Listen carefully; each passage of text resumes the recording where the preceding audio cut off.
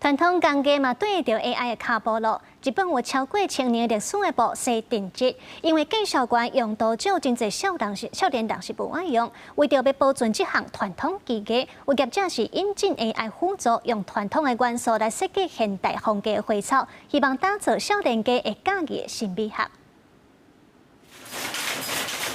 这部机一直震动，工地的顶端一点一点到处都汗。这是日本超过1000年历史的西定制。原本按照师傅手工配合这部机做出的布，即马靠 AI 人工智慧严加速布的生产，也可能迸发出更较侪无同款的花色。We try to integrate modern technologies with traditional craftsmanship. For example, here we have a traditional kimono made by the technique of Nishijin Ori,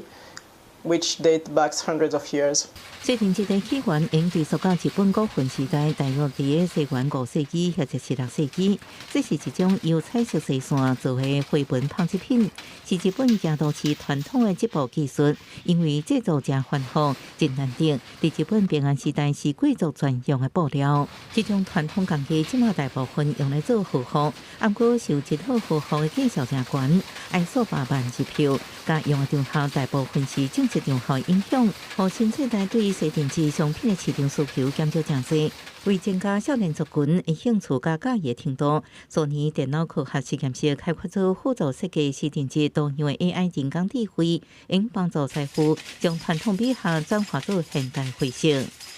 従来は伝統文様を帯や着物に表現していますが、これからはソニーさんと組んで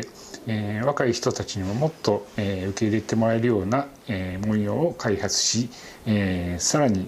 帯や着物だけじゃなくていろんな用途で使ってもらえるようにしていきたいと思っています。 透过互 AI 吸收数百张即色绘本的图像，互 AI 理解日本传统的花色，而且家己产生出其他即色绘本图像，而且学图像设计师修改图片，或者是将图片转化做数据，互设计师干呢爱替换部分的图片，等由 AI 学习接手将图片转化做数据的工作。安尼，应将过去需要几日或者是几礼拜设计制作时间，减少到几秒钟来完成，互师傅免用伤过侪时间去换丝 细线，反倒等有更加侪时间专心地创造新的花样。豊かっていうのはお金だけでもないし、効率だけでもないし、その人がなんか充足感を感じるようなところだと思ってるんですけれども、それはまさに伝統的なところとそれから最先端の技術っていうのが融合すれば、すごい幸せっていうのはもっと促進できるんじゃないかなと思ってます。 目前，西定制的师傅按算必须将编织技术应用伫吊钩、无人机零件等